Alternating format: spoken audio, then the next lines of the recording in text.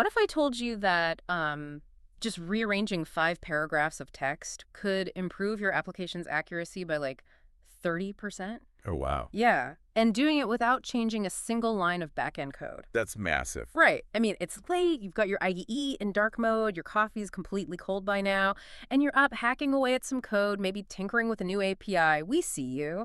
And if you are a software engineer trying to integrate large language models into your stack, tonight's deep dive is built exactly for you. Absolutely. We are getting into the mechanics of bridging the gap between, writing rigid instructions and actually teaching a model how to behave. It's a concept called FewShot prompting. And it really represents a total paradigm shift for developers because, when a traditional system isn't doing what you want, the standard engineering instinct is to just write more complex, more granular logic. Yeah, you try to catch every edge case with a new conditional statement. Exactly. But with language models, writing a massive encyclopedic set of instructions usually backfires. For sure. The model just gets lost in your rules. We are so accustomed to writing highly specific deterministic logic, If X, then Y else, throw an exception. Right. But with LLM, sometimes the most powerful thing you can do isn't writing a longer instruction. It's simply showing the model a few good examples of what you want. Yeah, show, don't tell. Exactly. Yeah. If you map this to the code you write every day, it is the difference between writing a massive, unreadable regex pattern to catch every possible string variation. The worst. Right. Versus just writing a clean unit test with a few pieces of mocked data to show the system what a pass or fail actually looks like. That's a great way to put it. By now, I think anyone building with AI has mastered the baseline, which is zero-shot prompting. Which is just giving it a command. Right. That involves walking up to the model and telling it what to do, summarize this article, or, extract the dates from this text. Yeah. Zero-shot is magical the first time you see it, but you hit a ceiling really quickly. You do. When you need the output formatted in a highly specific nested JSON structure, or when you're classifying edge cases that a generalized model just doesn't grasp out of the box, instructions aren't enough.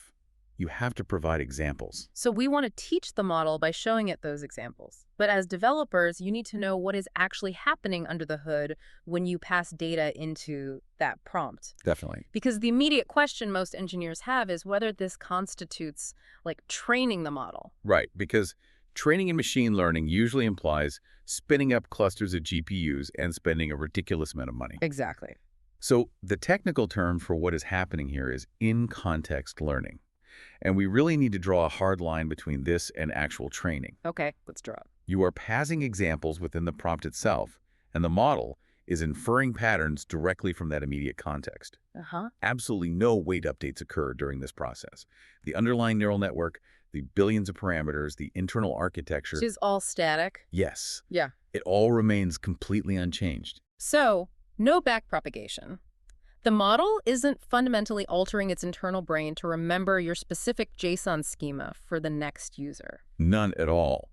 Fine-tuning is the process of rewriting the model's internal weights, which, like we said, requires specialized infrastructure and massive data sets. Right. In-context learning gives the model a very clear, temporary map for the current calculation. The model holds your examples in its working memory, uses them to calibrate its prediction for the next sequence of tokens, and the moment that API call is finished, it drops the context entirely. Exactly. It's gone. So it's stateless, just like a REST API. Yes. You pass the state in the payload, the server does the compute, and it forgets you ever existed the millisecond the response is sent. That's the perfect analogy. Which makes it fast and incredibly cheap to iterate on. But knowing that we can pass examples at runtime creates a new temptation. The developer instinct. Yeah. The natural developer instinct is to scale it up. If we have a 128,000 token context window and 3 examples improve the output, let's just query our database and dump 100 examples into the prompt. Which leads to one of the most common failure modes in prompt engineering. More data is not always better when it comes to in-context learning. Really? Yeah. The research points to a very specific, defined sweet spot for FewShot prompting. The golden rule is to use between 3 and 8 examples. Wait, putting on my database engineer hat for a second, that feels completely counterintuitive. I know it does. In traditional machine learning, statistical analysis, or even basic logging, more data is the goal. We feed models millions of rows to build robustness. Right. So if you are building a tool to parse messy server logs where you have hundreds of different microservices throwing distinct error codes, how can 3 to 8 examples possibly represent an entire server architecture? It sounds impossible. Why does an advanced LLM suddenly degrade because I gave it 15 examples instead of 5? Well, to understand why the performance degrades, we have to look at the mathematical mechanics of the attention mechanism inside the transformer architecture. Okay. An LLM doesn't query rows of text equally like a relational database does. It assigns probability weights to tokens. The model has to mathematically divide its attention across the entire sequence of text you provided. Oh, I see. So when you dump 100 examples into a prompt, you are radically expanding the denominator in those probability calculations. The attention weights just become diluted. So the model basically spreads its computational focus so thin that the signal gets drowned out by the noise of its own context. Exactly. And worse than just losing focus, the model becomes highly susceptible to statistical bias based on the prompt's contents. What do you mean? Let's look at your server log scenario. Suppose you provide 20 examples of classified server logs to help the model learn your schema. If 15 of those examples happen to be database timeout errors and only 5 are memory leaks, the model starts analyzing the frequency of those labels. Oh, so it notices the imbalance in the payload. It mathematically over-indexes on whatever label appears most frequently. So when the new unclassified user input comes in, the model essentially thinks, well, 75% of the context window is focused on database timeouts, so the statistical probability of this new string being a database timeout is extremely high. Wow. Yeah, it stops rigorously analyzing the underlying logic of the new input and starts playing the odds based on the prompt history. It gets lazy. Very lazy. It relies on majority bias instead of doing the actual reasoning work. This means example quality has to take total priority over quantity. 100%. You are curating a tightly constrained set of 3 to 8 examples. They need to be highly diverse and flawlessly labeled. You want to cover the clear-cut cases so it knows the baseline, but you also have to include the complex edge cases that typically break the application. You are trying to triangulate the pattern. Fewer than 3 examples usually fails to define the boundary lines of the logic robustly enough. A single example might have quirks that the model mistakenly latches onto as a rule. 3 to 8 diverse examples are enough to abstract away the noise and highlight the actual signal without triggering that attention delusion we talked about. Okay, so imagine you are building a customer support bot right now. You go into your database, you spend hours curating the absolute perfect 5 examples. The dream scenario. Right, they cover positive sentiment, negative sentiment, edge cases, and the labels are pristine.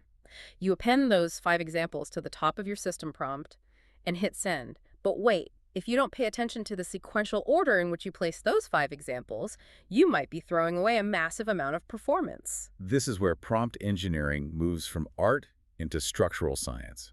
Example ordering has a staggering effect on the model's accuracy. Oh, staggering. We are talking about swinging performance by up to 20 to 30 percentage points simply by rearranging the exact same data within the prompt. A 30% swing just from changing the order of the paragraphs? Yeah, it's wild. That is a colossal variance. I mean, in traditional machine learning pipelines, a team will celebrate a 2% bump in accuracy. Oh, they'll throw a party for 2%. Right. So a 30% swing proves that these models are incredibly sensitive to the structural flow of the context window. It proves that the position of a token heavily dictates its influence. There is a distinct strategy to structuring your FewShot sequence, and the first major rule is to alternate your labels. Alternate them. Yeah. If you are doing classification, do not group all the positive examples together, followed by all the negative examples. Let's explore the mechanism there. What actually happens mathematically if I just stack 3 positive examples and then 3 negative ones? You trigger sequential bias. The model's pattern matching engine doesn't just look at the content, it looks at the structure. Oh, I see. It might infer that the sequence itself is a hard-coded rule of the task. It assumes the output is supposed to follow a block-like pattern.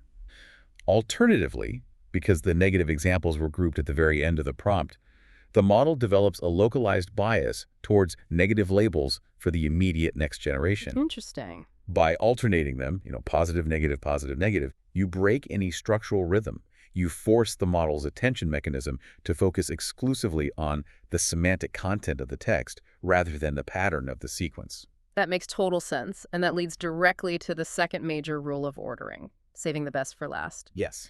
You want to place the absolute most informative, most representative example at the very end of your FewShot sequence, right before the blank space where the model has to generate its response. Exactly right. If you map this to computer science, this behaves exactly like a LIFO stack, last in, first out, or think of it like a cache. Oh, like that. The example sitting right next to the actual user input has the strongest gravitational pull on the output. Gravitational pull translates perfectly to how self-attention layers process text. Tokens pay attention to other tokens, but the distance between tokens really matters. Right. The tokens closest to the generation point, meaning the very end of your prompt, often exert a disproportionate mathematical influence on the probability distribution of the next generated word. Wow. This recency bias is a well-documented phenomenon in LLMs. The model remembers everything in the 128K context window, but it gives sharper activation weights to the concepts it literally just processed. So you are positioning your best teacher right next to the test. Exactly. If you have one example that perfectly encapsulates the complex JSON schema you need the model to output, you don't bury that at the top of the system prompt. You put it at the very bottom. Spot on. So we have the theory down.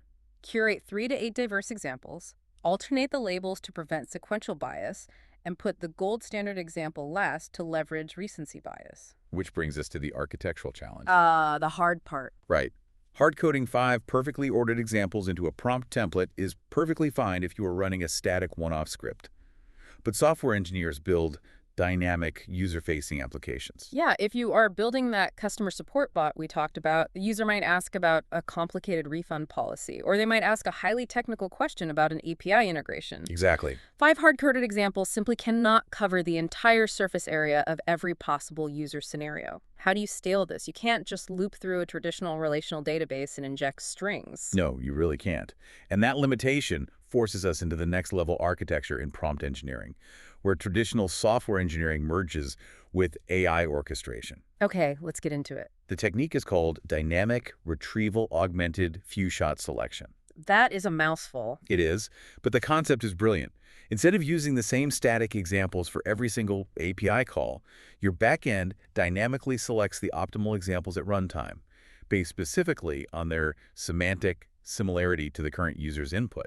Wait, so you are basically building a retrieval augmented generation, or RE, pipeline, but instead of retrieving facts to answer a question, you are retrieving structural examples just to build the prompt context. That is exactly what you're doing. That's incredible. Let's break down how that actually works under the hood for a developer building this today. Okay, so you start by creating a dedicated database, specifically a vector database, containing a large repository of perfectly curated gold standard examples. Like a library of edge cases. Right. You might have 500 examples covering every possible scenario, edge case, and output format your application handles.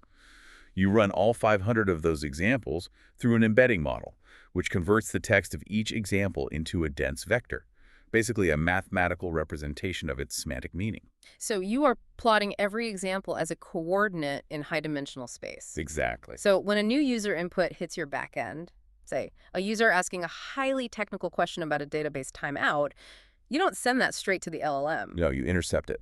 You intercept it, you take the user's raw text, convert it into a vector using that same embedding model, and then you run a similarity search against your vector database. You calculate the cosine similarity between the user's input vector and the vectors of your 500 examples. Wow, this is so cool. The database mathematically determines which examples are closest in meaning. You extract the top 3 to 5 matches. Right. So if the user's asking about a database timeout, the vector search instantly retrieves your 3 best examples of how to format a response about database timeouts. Then your backend dynamically constructs the string in memory. It takes those 3 retrieved examples, structures them according to the ordering rules we discussed. Alternating labels, saving the best for last. Right, alternating labels, putting the most relevant timeout example at the very bottom, and then it fires the final assembled payload to the LLM. The impact of this architecture is just profound. Implementing dynamic, retrieval-augmented few-shot selection provides an accuracy improvement of 5 to 15 percentage points over static few-shot prompting. That's huge for a production app. It really is. You are giving the model a highly customized, hyper-relevant tutorial milliseconds before asking it to execute the task. You've essentially turned a generalized language model into a highly specialized expert for that specific query entirely at runtime. That's the magic of it. You're combining traditional software architecture, vector databases, cosine similarity searches, latency management, with cutting-edge AI orchestration. You maintain absolute control over the logic and the data structures in your backend, but you leverage the model's incredible capacity for in-context learning. It fundamentally changes the prompt from a static block of text into a dynamic, intelligent system. We're moving from giving the model rules to giving it contextually precise blueprints. Let's consolidate the architecture we've built tonight. We started by moving past the limitations of zero-shot instruction, Right. recognizing that showing the model your data structures through in-context learning avoids the massive infrastructure costs of fine-tuning or backpropagation. From there, we identified the boundaries of the context window. We established the 3 to 8 sweet spot, analyzing how attention mechanisms mathematically dilute probability weights when flooded with too much data, which leads to majority bias. Yeah. And then we unlock the 30% performance swing hidden in example ordering. We broke down how breaking sequential rhythm by alternating labels keeps the model focused on content. And how leveraging the recency bias of transformer layers by putting your best example last exudes gravitational pull on the final output. And finally, we scaled the entire concept for production. We architected a dynamic retrieval pipeline using vector embeddings and cosine similarity to automatically fetch and sequence the perfect custom examples for every unique user query on the fly. It is a complete blueprint for getting reliable, deterministic-like behavior out of a probabilistic model. It really is. Showing the model exactly what the correct output looks like is incredibly powerful. But, if you think about how you debug complex software, Yeah. just seeing the final output of a function isn't always enough to understand why it works. Oh, interesting. So where does that point us? Well, it points us toward the next frontier. If FewShot prompting is about showing the model the destination, what happens if we show it the map? The map. What if, instead of just providing examples of the final formatted JSON answers, we provided examples of the step-by-step reasoning process required to get there? Oh, wow. You are talking about teaching the model how to simulate thinking rather than just pattern matching the final result. It is known as chain of thought prompting. Okay. By explicitly modeling the intermediate logic, sort of like the scratchpad of how to solve a problem, you can unlock reasoning capabilities in these models that are truly astounding. We will absolutely unpack the mechanics of chain of thought in a future deep dive. That is a massive concept to tackle next time. But for tonight, for everyone out there burning the midnight oil, writing code, and trying to wrangle these models into reliable systems, we hope this equips you with a new, highly mechanical set of tools. I hope so too. Implement that 3 to 8 sweet spot, audit the sequence of your examples to capture that 30% swing, and start sketching out the architecture for your dynamic retrieval pipeline. Thank you for spending part of your night with us and for tuning into this deep dive into the mechanics of LLMs. Keep hacking, keep building, and we'll see you next time. Until then, consider this. If the mere order of 5 simple text blocks can swing a machine's logic and accuracy by 30%, how much is the sequence of the information we consume every day silently shaping our own analytical outputs?